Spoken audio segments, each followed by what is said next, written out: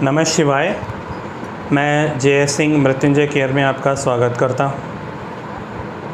आज हम बात करेंगे उन यूनिवर्सल फ्रीक्वेंसीज़ के बारे में थोड़ा सा, जो हमारे वास्तु में हमारी हीलिंग में काम आती हैं। बहुत सारे लोगों का प्रश्न होता है कि वास्तु की एनर्जी के बारे में आपने बताया, बट वो है कैसे।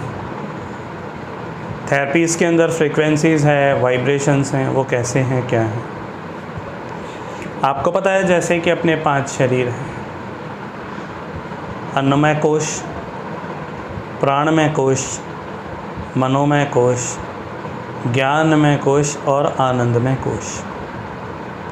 उसी प्रकार हम देखते हैं कि हमारे सूक्ष्म जगत में जो देवता हमारे सहायक हैं, या जिन हम देवताओं की पूजा करते हैं, जो उस परम के अंश हैं, जो हमारी सहायता के लिए अपने सूक्ष्म शरीरों के माध्यम से जो हमारी सहायता करते हैं, हमारी मदद करते हैं, हमें आगे बढ़ाने के लिए।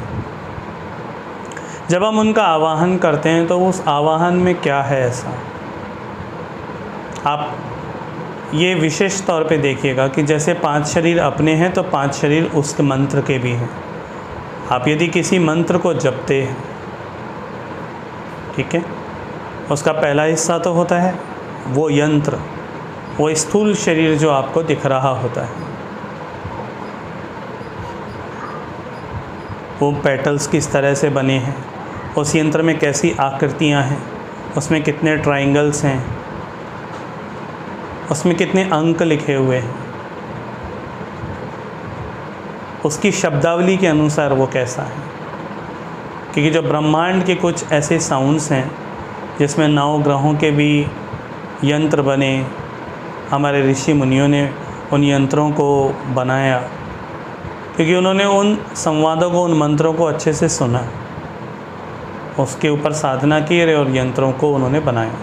तो यंत्र वो हो गए उनका फिज़िकल शरीर।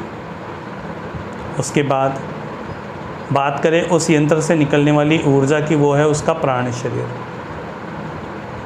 जिस मंत्र को आप उसके साथ जप रहे हैं वो उसका है मन शरीर। उस मंत्र को जपने से, उस प्राण के साथ जुड़ने से जो ज्ञान आपके भीतर जागृत हो रहा है ना, वो है ज्ञानमय कोश उस देवता का। और जब उसमें से प्रकाश निकलना शुरू हो जाता है, जपते जपते जपते जपते उसकी फ्रीक्वेंसियों से आप एक हो जाते हो, तो फिर उसका देवता जागृत हो जाता है। तो वो हुआ उसका आनंदमय कोश या ज्योतिर्मय शरीर। तो जिस प्रकार से हमारे 5 हैं, उसी प्रकार से हमारे सूक्ष्म शरीर के भी वो 5 शरीर हैं। क्योंकि यदि कोई शब्द है तो शब्द केवल शरीर है, शब्द के भीतर ऊर्जा है, उस ऊर्जा के भीतर ज्ञान छुपा है, उस ज्ञान के भीतर वो वाइब्रेशंस हैं, वो फ्रीक्वेंसीज़ हैं जो आपको उस प्रकाश से जोड़ती हैं, जो उस मंत्र का देवता है उससे जोड़ती हैं। और जब वो देवता प्रसन्न होता है तो आपके मन की इच्छाएं फलीभूत होती हैं।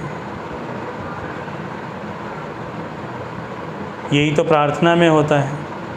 जब प्रार्थना की जाती है तो उस देवता का आह्वान किया जाता है कि वो सहायता करे, वो हील करे।